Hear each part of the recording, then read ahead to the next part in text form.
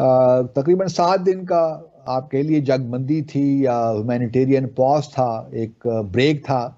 उसके बाद फिर सुना है कि आज से इसराइल ने कुछ बम्बारमेंट की है कुछ गजा के कुछ इलाकों में, नॉर्थ गजा। तो डॉक्टर साहब आप ये कह रहे हैं कि ये जो जंग है ये मजीद तवील हो सकती है या होने जा रही है? तवील हो गई ये जंग। और इसमें अभी तो ये इतलात आ रही हैं कि लेबनान का जो फ्रंट है वो इसमें वहाँ पर भी वो भी खुल गया है। और अगर सलामती काउंसिल के 15 रुकन ममालिक की भी बात करें तो सब चाहते हैं कि गजा में जारी सीज फायर मुकम्मल अमन में तब्दील हो जाए। नाज़रीन, गजा पर इसराइली फौज के 3 अतराफ से हमले जारी हैं। 2 दिनों में 250 फलस्तीनी शहीद हो चुके हैं। गजा की पट्टी में इसराइली फौज ने बड़े पैमाने पर फजाई, जमीनी और बहरी अतराफ से हमले शुरू कर दिए।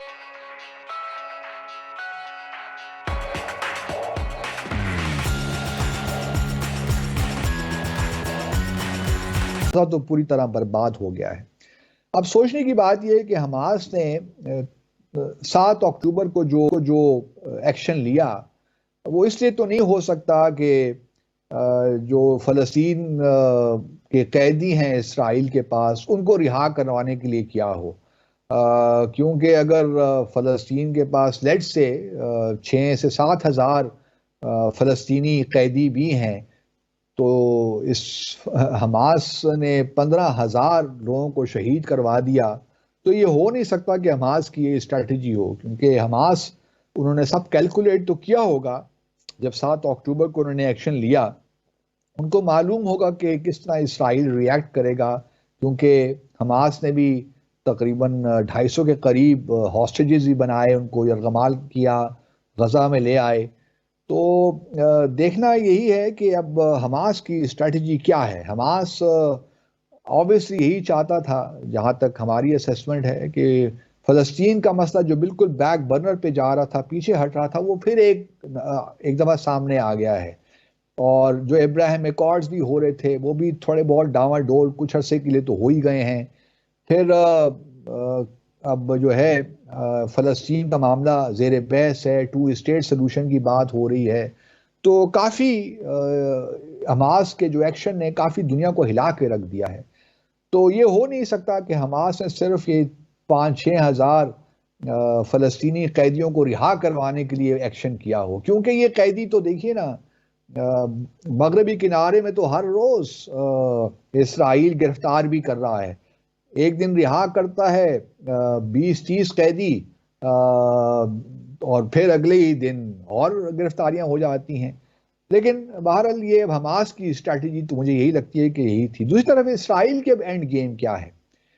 इसराइल ने अब देखिए ना, गजा सिटी या जो नॉर्थ गजा है उस पर तो अब इतनी तबाही बर्बादी हो गई है कि वहाँ से तकरीबन सारे ही लोग निकलकर साउथ की तरफ आ गए हैं। साउथ गजा में जो है बम्बार्डमेंट अगर हो भी रही है तो बहुत तबाही फिर फैलेगी। तकरीबन 15,000 के करीब फ़लस्तीनी शहीद हो गए हैं, और ये याद रहे कि इसमें 40% से ज़्यादा बच्चे हैं।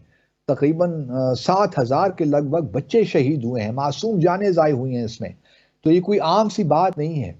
तो इसराइल तो यही चाहता है कि इस गजा पट्टी को फ़लस्तीनियों से बिल्कुल पाक कर दिया जाए, और ये फ़लस्तीनी जो हैं मिस्र में, उर्दन या यमन या तुर्की में जाकर आबाद हो जाए और ये उनकी जिम्मेदारी ले लें। बल्कि सऊदी अरब के वजीर खारजा ने कल एक बयान में कहा भी है कि अगर किसी का ये मानना है कि हम फ़लस्तीनियों को ये कहेंगे कि वो एक और नकबा करें, जैसे 1948 में तकरीबन 7 लाख फ़लस्तीनियों को निकाला गया था, तो हम वही करेंगे दोबारा, तो ऐसा मुमकिन नहीं है, और हम किसी ऐसे एजेंडा का हिस्सा नहीं बनेंगे। बिल्कुल ठीक बात उन्होंने कही। लेकिन सवाल ये पैदा होता है कि इसराइल क्या चाहेगा? इसराइल अगर ये चाहता है कि जी जो महमूद अब्बास हैं या फ़लस्तीनियन अथॉरिटी है वो गजा में अपना कंट्रोल करें या वहाँ हुकूमत करें, नामुमकिन है। क्योंकि 2006 के इलेक्शन में हमास को बड़ी ज़बरदस्त कामयाबी वहाँ मिली थी। और फिर जो फ़लस्तीनियन अथॉरिटी है जिसको प्रेसिडेंट महमूद अब्बास हेड कर रहे हैं, वो उनका तो वेस्ट बैंक में, रमल्ला वगैरह में भी इतना इन्फ्लुएंस नहीं रहा। और इसराइल ने तो बड़े वाज़े तौर पे कह दिया है कि वो जब तक हमास को ख़त्म नहीं करेंगे, वो उनका एक ऑब्जेक्टिव है, जब तक वो हासिल नहीं होगा वो जंगबंदी का ऐलान नहीं कर सकते। हमास का यही ख्याल है कि अगर जंगबंदी में तूल पड़ जाती है, और वो ये कर रहे हैं कि हर रोज़ 10 इसराइली जो हैं वो यरगमालियों को रिहा कर रहे हैं, और इसराइल का कहना है कि हर 10 यरगमालियों के इवज वो एक दिन की जंगबंदी का ऐलान करता है। ज़ाहिर है कि अब एक प्रॉपर जंग है। जो महमूद अब्बास हैं वो जो ये जो क्लाइमेट के हवाले से कॉन्फ्रेंस हो रही है इसके लिए दुबई आए हुए हैं, और अमेरिकन का ये कहना है कि महमूद अब्बास अब अपना कंट्रोल जो है वो लूज़ कर गए, और उनसे अब ना उनसे कोई बात होगी ना उनसे कोई मुज़ाकरात होंगे, और वो भी इस वक्त महमूद अब्बास भी चाहेंगे कि वो दूर रहें, क्योंकि वहाँ पर जितना तशद्दुद हो रहा है इस वक्त उसको ना वो रोक सकते हैं ना उसको कोई और रोक सकता है। और इसमें इस बात के अब कभी इम्कान आते हैं कि इसमें हिजबुल्लाह जो है वो क्योंकि वहाँ पे झड़पें शुरू हो गई हैं। साथ ही हूतीज़ की तरफ से ही कहा गया है कि सना से अभी उन्होंने मैसेज कन्वे किया है कि हम इसमें मुकम्मल तौर पे इस जंग में कूद रहे हैं, और कई मुल्क ऐसे हैं उन पे शदीद अब दबाव है कि वो अपने सफारती ताल्लुकात को ख़त्म करें, क्योंकि 109 की तो अभी तक शहादत हो गई है। मेरे ख्याल से शायद ये तादाद बढ़ जाए अगर आज रात को भी तक ये जंग बंदी दोबारा नहीं होती, और उसके नतीजे में ये वायलेंस जो है ये फैलेगा, और फिर ये वायलेंस जो है ये ना सिर्फ ये फैलेगा बल्कि इसमें दूसरे मुल्क इन्वॉल्व हो जाएंगे, और इसमें इन्वॉल्व हो जाएंगे और वो मतलब हो जाएंगे, बस मतलब वो एक सेकंड हो जाएंगे, ठीक है।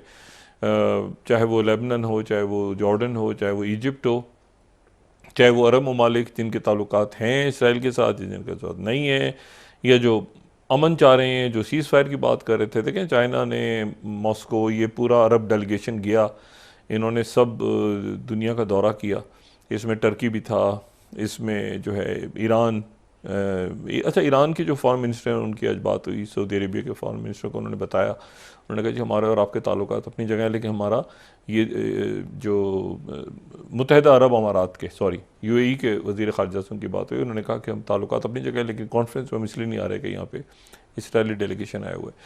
तो ये जब आप इसको जंग को ले जाते हैं ना समंदर तक, और आप इस जंग को ले जाते हैं फ़ज़ाओं तक, और आप इस जंग को ले जाते हैं कि जी असैसिनेशंस, तो फिर इसमें मुख्तलिफ पार्टियाँ आ जाती हैं।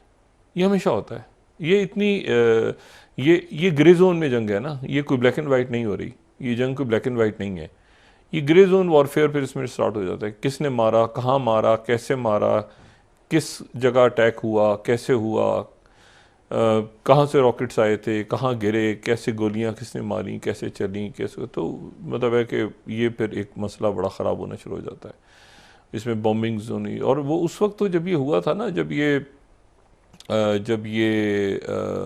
70s या 60s के अंदर, जब ये मैंने आपसे कहा ना ये मुजाहिदीन नहीं कहलाते थे, फ़लस्तीनी फ़दाईन कहलाते, अपने आप को फ़दाईन कहते थे। अगर उस ज़माने में लोगों को याद हो तो ये मुजाहिदीन का लफ्ज़ तो ज़्यादा इस्तेमाल होना शुरू हुई अफ़गान वॉर के अंदर, लेकिन उससे पहले जो है ना ये फ़लस्तीनी फ़दाईन कहते थे कि हम जाने साथ देंगे। यानी जंगबंदी के बाद होने वाले इन तबाहकुन हमलों में अमवात की तादाद में गैर मामूली इजाफा हो रहा है, और हलाकतों और ज़ख्मियों की तादाद जंगबंदी से कबल होने वाली तादाद तक पहुँच गई है।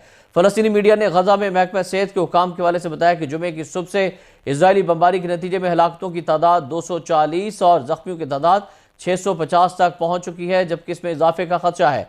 इसराइली फ़ौज ने जंगबंदी के बाद 400 से ज़्यादा अहदाफ को निशाना बनाने का ऐलान किया है, और दावा किया जा रहा है कि हमने अपने अहदाफ को अचीव किया है। ताज़ा तरीन पेशरफ से मुतालिक अल अरबिया और अल हद्स के नामानुगारों ने बताया कि हफ्ते की सुबह गजा के अतराफ की बस्तियों पर दोबारा रॉकेट दागे गए।